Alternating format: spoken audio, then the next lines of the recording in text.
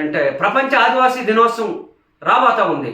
9వ తేదీన రంపచోడవరం రాబోతా ఉన్నారు. చంద్రబాబు నాయుడు గారు జీవో నెంబర్ 3కి సంబంధించిన దాంట్లో తన వైఖరి ఏదో ప్రకటించాలి.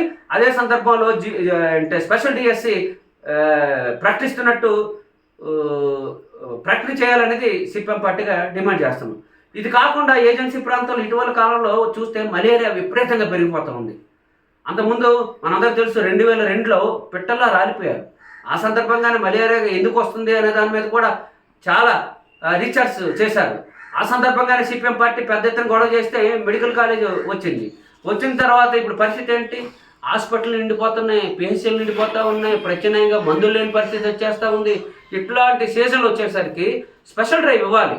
హెల్త్ మినిస్టర్ సత్యకుమార్ గారు ఉన్నారు, ఈ ప్రాంతానికి వచ్చి బ్రహ్మాండంగా అభివృద్ధి చేస్తామని చెప్తున్నారు. మరి మలేరియా కనిపించదా? డెంగ్యూ కనిపించట్లేదా? లేదనుకుంటే వైరల్ ఫీవర్ కనిపించట్లేదని అడగదలుచుకున్నాం. ఈ సీజన్ వచ్చినప్పుడు స్పెషల్ బడ్జెట్లు కూడా ఏజెన్సీ ప్రాంతానికి కేటాయించకుండా నిర్లక్ష్య ధోరణితో వ్యవహరించడం సరైనది కాదనేది మేము అడగదలుచుకున్నాం. చివరిగా ఏంటంటే ఇప్పుడు ప్రత్యేకమైన ఓట్లు నమోదు కార్యక్రమం జరుగుతూ ఉంది. దానికి సంబంధించిన ప్రక్రియ చాలా ఇష్టారాజ్యంగా రాష్ట్ర ప్రభుత్వం వ్యవహారం చేస్తూ ఉంది.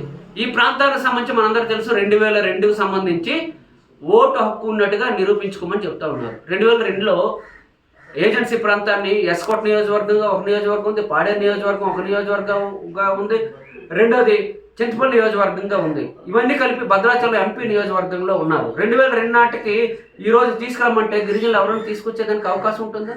అవకాశం లేదు. దీని పేరుతోనే ఇంకొక రివిజన్ ఏం చేయబోతున్నారు.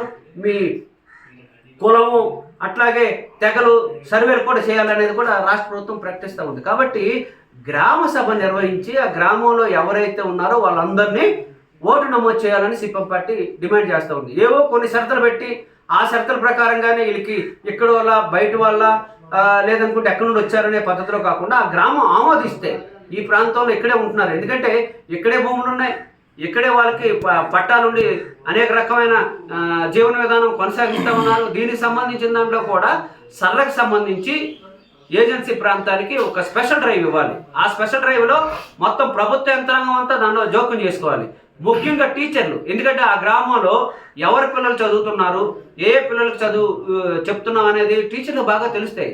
అలాగే అంగన్వాడీ టీచర్లు కానీ ఆశా వాళ్ళు కానీ వీళ్ళందరినీ ఇన్వాల్వ్ చేయగలిగితే ఎవరు లోకల్ వాళ్ళు ఎవరు నాన్ లోకల్ అనేది కూడా తెలిసేదానికి అవకాశం ఉంటుంది.